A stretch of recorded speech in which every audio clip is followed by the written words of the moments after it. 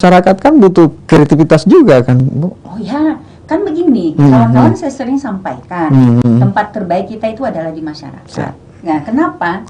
Karena saat kita bersama dengan masyarakat, nggak harus ngomong gitu, mendengar juga kita jadi tahu apa yang dibutuhkan oleh masyarakat kita. Nah, karena yang tadi memang semangatnya dari inflasi, penyumbang inflasi cabai, itu kemudian kita kembangkan. Dan ini insya Allah kami sudah punya bayangan ketika proses verifikasi ditanya-tanya sama tim penilai dari pusat. Waktu itu saya sempat ditanya loh, Ibu Indah, apa yang dibayangkan dengan keberlanjutan program tahun 2024, seperti apa Getar Dilan? Saya bilang Getar Dilan ini tetap ada, mungkin dengan nama yang berbeda. Kira-kira apa? Nah, yang saya pikir itu tahun 2024 insya Allah, mudah-mudahan semuanya berjalan sesuai rencana.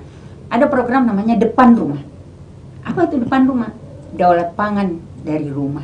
Dari pemenuhan sayur, ya, sayur, buah, kemudian bisa berkembang ke pemenuhan karbo, protein hewani juga bisa dari situ. Jadi protein nabatinya kita penuhi, hewaninya juga kita penuhi. Jadi prinsip untuk 3K, ya, kolam, kebun, sama apa nih? Kolam, kebun, kandang. Ini depan rumah. Jadi depan rumah itu singkatan dari Daulat Pangan. Daulat Pangan rumah. Saya kira Getar Sulsel. Saya kira Getar Sulsel nanti 2024. Oh, Getar Dilan.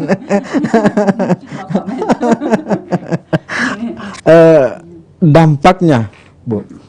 Dampak dari Getar Dilan sampai saat ini apa yang Ibu lihat? Ya. Kalau dampak dari Getar Dilan, yang pertama sih keluarga yang diintervensi itu tidak lagi mengeluarkan uang untuk membeli sayuran.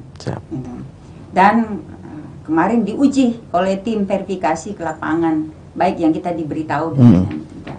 Nah, ternyata itu bukti. Nah, dari hasil verifikasi kita di lapangan, sebelumnya bahwa masyarakat kita untuk membeli sayur, memenuhi kebutuhan sayurnya, itu paling tidak dia mengeluarkan 150.000 sampai 300.000 per bulan. Untuk sayur saja. Nggak terasa kan 5.000 tiap hari untuk sayur saja. Nah, sekarang dengan adanya ini, mereka tidak hanya memenuhi kebutuhannya, tetapi juga dapat tambahan penghasilan. Ya.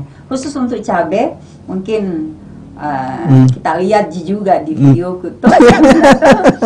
pernah ada terutama di daerah pegunungan itu minatnya luar biasa gitu ya. Saya baru-baru dari sana lagi untuk memastikan lanjut enggak sih, ternyata lanjut, dan itu jadi tempat wisata. Ya, jadi tempat wisata ada namanya Butulemo ya, di Rongkong, ya, di daerah yang lain. Sebentar.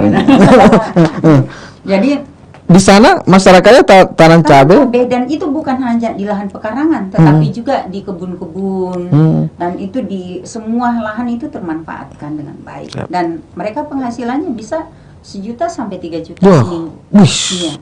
Jadi memang luar biasa dan berarti kita sudah membantu mungkin tetangga kita, membantu. Pasti. Kalau yang pasti kan tujuan utamanya sebenarnya pemenuhan nutrisi di rumah, terutama kita protein nabati, ya kita dorong untuk pemenuhan itu. Nah ternyata bukan hanya itu, dia dapat bonus. Ya, pertama terpenuhi kebutuhannya, tidak mengeluarkan lagi uang untuk hanya beli itu, memenuhi kebutuhan yang 300 tadi itu, 150 sampai 300.000. Kemudian yang ketiga, dia dapat bonus tambahan penghasilan sampai 1 juta 2 juta per minggu untuk tempat tertentu. Siap. Apalagi yang